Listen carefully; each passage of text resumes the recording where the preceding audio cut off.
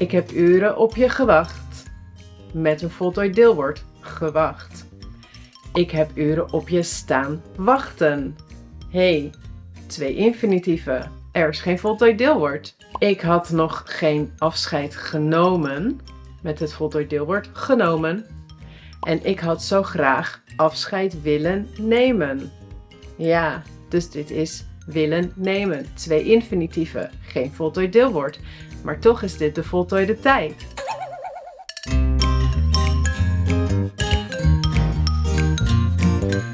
Hallo allemaal, Dutchies to be. Welkom allemaal, daar zijn we weer. En vandaag gaan we weer kijken naar de voltooide tijd. En ongeveer 2,5 maand geleden heb ik ook een video geüpload over de voltooide tijd. Namelijk specifiek over het plusquamperfectum. Want de voltooide tijd kan zijn de voltooid tegenwoordige tijd, het perfectum. Of de voltooid verleden tijd, het plusquamperfectum. En in die video over het plusquamperfectum heb ik al gezegd dat ik nu deze video zou maken. Dit is iets waar ik ook nog een video over wil maken over zinnen in het perfectum en het plusquamperfectum met extra hulpwerkwoorden. Bijvoorbeeld een extra modaal werkwoord, waardoor je geen voltooid deelwoord hebt, maar waardoor het voltooid deelwoord in de infinitiefvorm blijft staan. Als je mij op tijd had gevraagd, dan had ik je kunnen helpen. Als je mij op tijd had gevraagd, dan had ik je kunnen helpen. Dus naar dit soort zinnen in de voltooide tijd gaan we vandaag specifiek kijken. Want je ziet dat in deze voltooide tijd geen voltooid deelwoord staat. En net in de intro zagen we dat ook. Ik heb uren op je gewacht. Met een voltooid deelwoord. Gewacht. Ik heb uren op je staan wachten. Hey, 2 infinitieven. Er is geen voltooid deelwoord. Ik had nog geen afscheid genomen. Met het voltooid deelwoord genomen. En ik had zo graag afscheid willen nemen. Ja, dus dit is willen nemen. 2 infinitieven. Geen voltooid deelwoord. Maar toch is dit de voltooide tijd. En zoals dus, dan had ik je kunnen helpen. Kunnen helpen. Normaal zou je bijvoorbeeld hebben, dan had ik je geholpen. Dan heb je een voltooid deelwoord. Dus, je ziet al, in deze zinnen staat steeds wel een voltooid deelwoord. En die kennen jullie vast wel, deze constructie. En in deze zinnen staan steeds 2 infinitieven. Ja, want in deze zinnen is dus steeds een extra hulpwerkwoord toegevoegd. Namelijk kunnen, willen of staan. En als je dus een extra hulpwerkwoord toevoegt in de voltooide tijd, dan krijg je meestal dus 2 infinitieven. Soms niet. We gaan straks kijken wanneer niet. Maar eigenlijk gaan we ons vooral focussen nu op zinnen met 2 of meer infinitieven in de voltooide tijd. En als je straks meer wilt oefenen met de theorie van vandaag, dan kan dat natuurlijk ook. Want deze video hoort bij een les in de Dutch for Higher Intermediates cursus. Maar ook bij een les in de Big Fat Dutch Verbs course. Dus daar kun je alle theorie nog nalezen met extra voorbeeldzinnen, met oefeningen, met een quiz, etc. En natuurlijk kun je ook in mijn cursussen nog veel meer Nederlands leren. Dus check de links in de beschrijving naar deze cursussen. Voordat we zo gaan kijken naar alle voorbeeldzinnen, wil ik eerst nog zeggen dat er dus 3 soort van categorieën zijn van werkwoorden in de voltooide tijd met hulpwerkwoorden. En naar 2 gaan we uitgebreid kijken en de derde kort. De eerste categorie bestaat uit werkwoorden die nooit te voor de infinitief krijgen. Niet in de tegenwoordige tijd, niet in het imperfectum en ook niet in het perfectum of plusquamperfectum. Dus die is makkelijk. De tweede categorie, dat zijn werkwoorden die wel te voor de infinitief krijgen in de tegenwoordige tijd en in het perfectum. In het imperfectum. Ja? Maar niet in het perfectum of plusquamperfectum, dus niet in de voltooide tijd. Bij 2 werkwoorden is het optioneel, bij de andere valt te weg.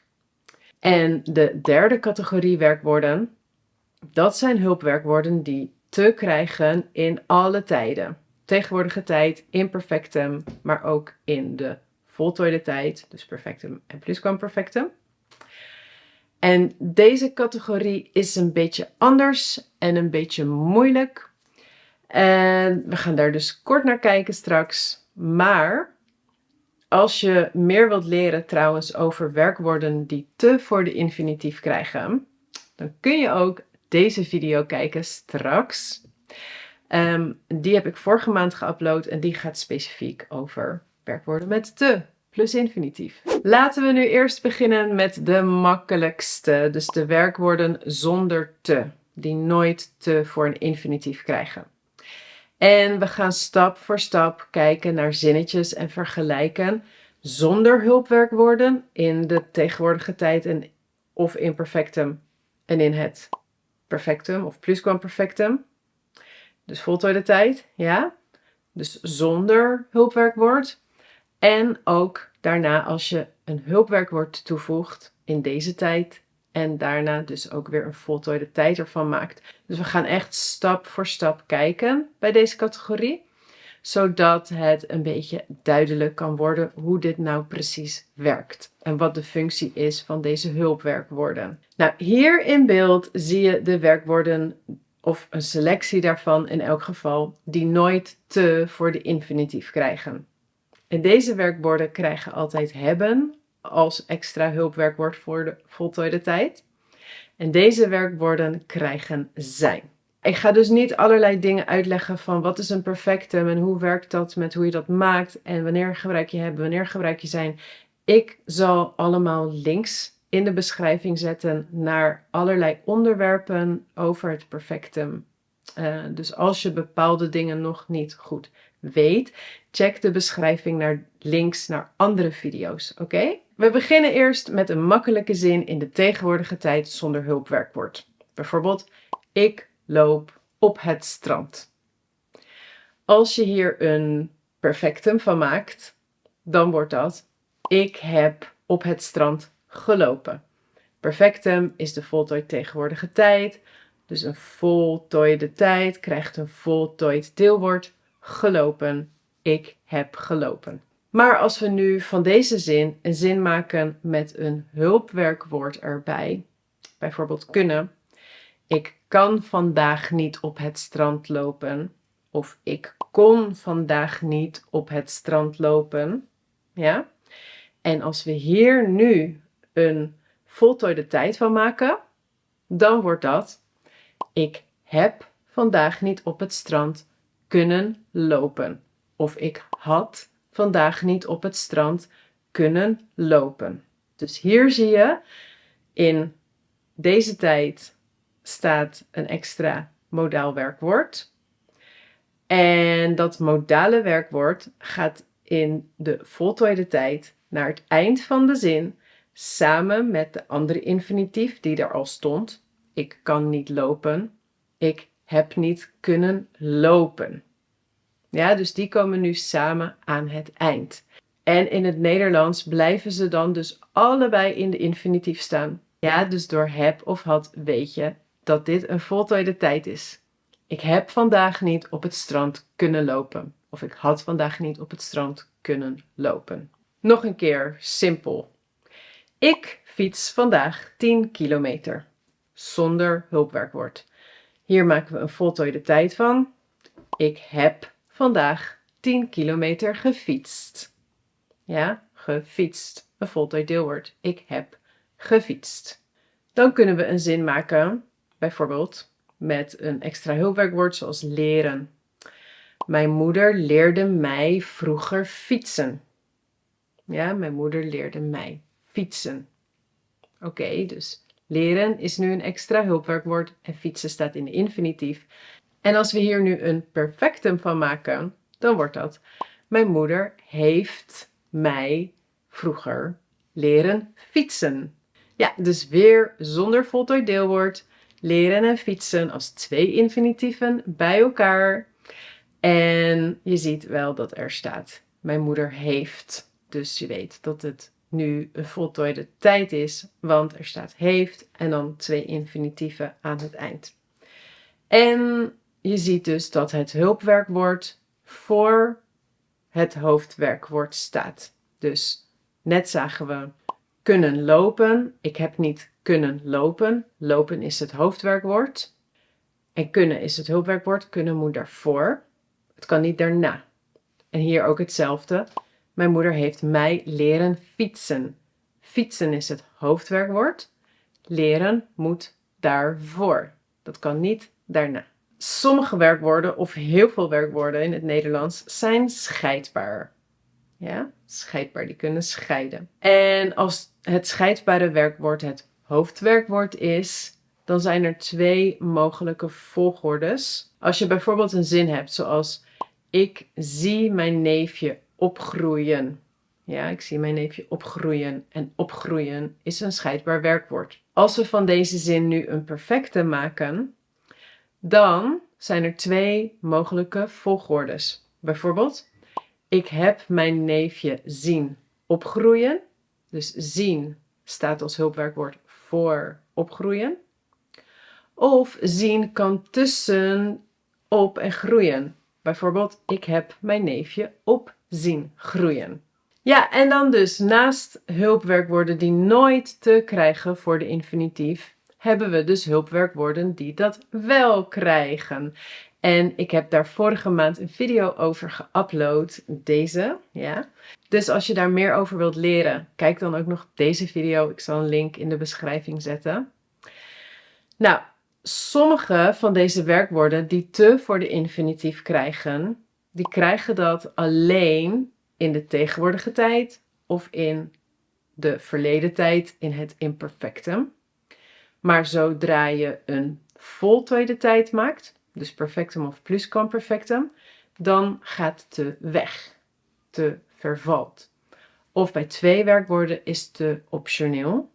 Dus daar gaan we nu naar kijken. Welke werkwoorden zijn dat? Dat zijn allereerst de werkwoorden voor het duratief. Dus staan, liggen, zitten, lopen, hangen. Daarbij gaat te weg. Echt weg, ja, in de voltooide tijd. En bij durven en hoeven is te optioneel.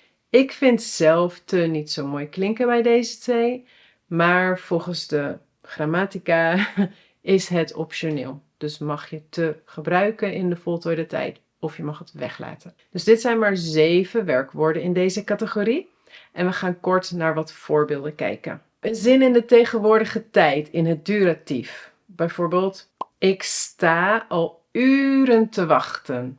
Dus dit is de tegenwoordige tijd. Ik sta al uren te wachten. Of het imperfectum, ik stond uren te wachten. Ja, dus je ziet te voor de infinitief. Maar zodra we hier dus een voltooide tijd van maken, dan wordt het ik heb uren staan wachten. Of ik had uren staan wachten. Dus niet ik heb uren staan te wachten. Nee. Zaten jullie tv te kijken? Imperfectum met te voor de infinitief. Zaten jullie tv te kijken? En nu maken we hier een perfectum van. Hebben jullie tv zitten kijken? Ja, dus niet hebben jullie tv zitten te kijken? Nee. Hebben jullie tv zitten kijken? Precies. Dus te is weg. Dus alle 5 de werkwoorden voor het duratief staan, zitten, liggen, lopen en hangen. Die gedragen zich eigenlijk dus hetzelfde als de werkwoorden van categorie 1. Als je ze als hulpwerkwoord toevoegt in een voltooide tijd, dan komen ze samen met het andere infinitief aan het eind van de zin en ze staan dan voor het hoofdwerkwoord. Nou, durven en hoeven, daarbij is te optioneel. Een zin in het imperfecte met durven. Durfde jij dat te vragen? Dan moet je te gebruiken voor de infinitief. Maar als we hier nu een pluskwamperfectum van maken, dan kan het zijn: had jij dat durven te vragen? Of had jij dat durven vragen? Ja, dus volgens de officiële regels zijn allebei deze zinnen goed. Met te en zonder te. Ik vind met te niet zo mooi klinken. Ik zou zonder te gebruiken. Maar oké. En met hoeven, je hoefde dat niet te doen. Dus dit is weer het imperfectum en hier mag je wel, of moet je zelfs te voor doen zetten, voor de infinitief. Je hoefde dat niet te doen. En nu het pluskwamperfectum. Je had dat niet hoeven te doen. Of je had dat niet hoeven doen. Mijn voorkeur gaat weer uit naar de tweede. Maar goed, dat is mijn voorkeur. In elk geval zijn dit dus 7 werkwoorden met te die uiteindelijk zich hetzelfde gedragen als alle werkwoorden van categorie 1 in de voltooide tijd. Dus in het perfectum en pluskwamperfectum. Dan heb je andere werkwoorden die te voor de infinitief krijgen. En dat is dus in de tegenwoordige tijd, in het imperfectum, maar ook altijd nog steeds in de voltooide tijd. En deze zinnen zien er anders uit. Ik zal een voorbeeld laten zien. Hopen is een werkwoord dat altijd te voor de infinitief krijgt als het een hulpwerkwoord is. Bijvoorbeeld een zin in de tegenwoordige tijd. We hopen het anders te doen. Nou, en als je hier nu een perfectum van maakt, dan wordt dat: we hadden gehoopt het anders te doen. Of we hopen het anders te gaan doen. We hadden gehoopt het anders te gaan doen. Dus het is niet zoals de vorige voorbeelden.